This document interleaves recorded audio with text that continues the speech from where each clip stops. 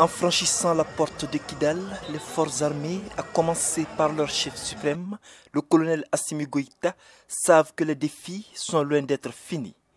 Le président de la transition, lors de la présentation au drapeau de la 4e cohorte du service national des jeunes, a alerté. En se soumettant à 6 mois de formation militaire, les armées de la fonction publique vont contribuer et renforcer la réserve citoyenne stratégique et mobilisable pour la défense de la patrie.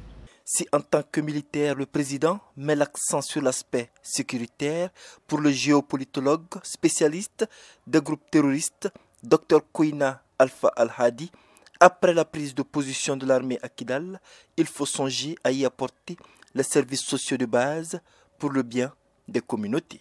Aujourd'hui, les autorités doivent d'une manière déployer les services de l'État. La première des choses, c'est déployer les services de l'État parce que pendant quand même 11 ans d'une manière, même s'il y avait un semblant d'État d'une manière, c'est que les groupes avaient fait des trucs, mais quand même c'est qu'on ne sentait pas le Mali là-bas. Donc il y a ceux qui sont nés pratiquement en 2013, n'ont jamais connu les Maliens, on peut le dire ainsi. Et aujourd'hui, en fait, il faudra bien que l'État se réaffirme. Mais l'État se réaffirme dans le sens que, en fait, d'une manière, être plus proche des populations, essayer d'éviter au maximum d'une manière ou même de punir, en fait, ceux qui vont aller dans certaines exactions. On sait qu'aujourd'hui, la volonté politique des autorités, c'est quand même de contenter les populations. On a vu déjà qu'en fait, il y a eu des forages et autres choses pour les populations. On a vu aussi un message, un communiqué du ministre de la Réconciliation qui a demandé à ce que les réfugiés et puis les déplacés retournent dans les villes et qu'il y aura disons, un accompagnement pour cela. Mais quand même, tout cela, en fait, il faut le faire avec des actes et cela permettrait un peu de donner plus de confiance aux populations qui vont retourner.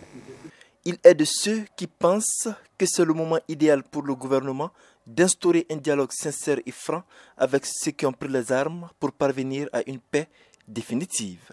Pour avoir la paix, il le faut. Et surtout, en réalité, c'est le moment même de dialoguer. Parce que l'État est fort et puis l'État doit montrer qu'en réalité, il est le chef de famille et d'une manière, il n'est pas là pour réprimer les autres. Même s'il y a certains qui ont fauté, mais d'une manière, on sait que quand même, c'est dans ces dialogues-là qu'on pourrait un peu se retrouver. On pourrait dialoguer avec qui? En fait, on dialogue avec les personnes avec lesquelles on a des différends. On ne dialogue pas avec les amis en réalité, parce que les amis sont déjà là.